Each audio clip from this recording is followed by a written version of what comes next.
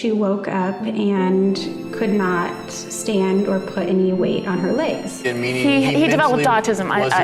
He lost language, he lost social skills, he lost bowel control, he became very sick within hours of vaccination. Say you cannot point to proof that it doesn't cause autism. Have enough blood volume or blood pressure to push the blood back up to the brain like it's supposed to go. She was 12. I took her to get the Gardasil vaccination because her doctor recommended it, and I did what the doctor said. Immediately, as soon as she received the vaccination, she had a seizure. And thank the good Lord, she did wake up. But some mothers don't have that privilege. Some of these little girls don't wake up. We've been told one consistent thing when it comes to vaccines. Our media, our teachers, doctors, and even pop culture has had a consistent theme and rallying cry. Vaccines are 100% safe and effective. They save the world, and if you don't take them and believe in them blindly, you're crazy. Protection. That's why nearly all parents choose immunization. It's safe, proven protection against 14 serious diseases like measles and whooping cough. The journey of your child's vaccine.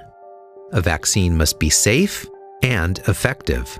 End goal is always the same: to safely and effectively protect children, families, and communities against potentially serious diseases. But there's a different side of the story. Aside from concerned medical doctors and healthcare professionals, I trained in pediatrics and rehab medicine, and I ran an pediatric emergency room in the inner city. And during that time, I witnessed several children, after being in the vaccine clinic, coming to the emergency room in status epilepticus with asthma, even respiratory arrest.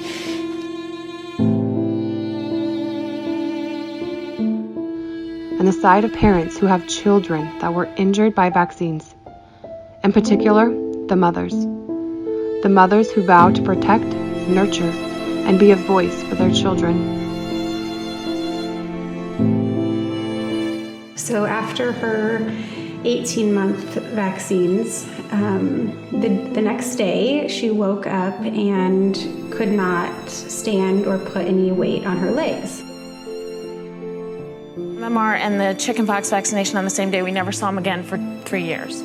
Never saw him again, meaning he developed autism. He lost language, he lost social skills, he lost bowel control, he became very sick within hours of vaccination. So I held his hand over the proverbial fire. He got burned. Don't ask me to line up my other 2 children to get burned again. What kind of parent would I be? I'm an educated adult. I can make informed decisions, but I can't make those informed decisions if I don't have the information. And I have to go out and find that information on my own. Should I be mandated by the government? I will say no, you shouldn't. Because I have to tell you, I tend to agree with Dr. Sears that, hey, if you're a mom and you're educated and you don't want your kids to be vaccinated, you should have that choice if you're making an informed decision, in my opinion. Knowing that, isn't it just a bit premature to make the unequivocal sweeping statement that vaccines do not cause autism? I would say it is logically true that you cannot you cannot point to proof that it doesn't cause autism. If we're being told that this is one thing, and yet there's information out there that shows that it's something different, where is the disconnect? And why are we the guinea pigs as to figuring out how those 2 pieces fall together? And this is not a 1 in a million type of issue. So there can be maybe up to 10 to 15% of people that are quite susceptible to different vaccines. And instead of listening to the mothers and the concerned doctors, the media and pop culture turns to bullying tactics. I had to go to school for 8 years. I'm pretty sure I know what I'm talking about. But you people still won't listen. Now I have to use my only day off to talk to you idiots about vaccines? Instead, I've got to come here Because you listened to some moron who read a forwarded email. This is stupid.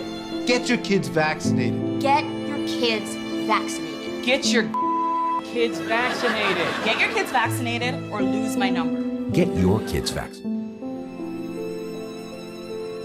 The research, fraud, and evidence that is contrary to the claimed overall safety and efficacy from vaccine makers is more than concerning.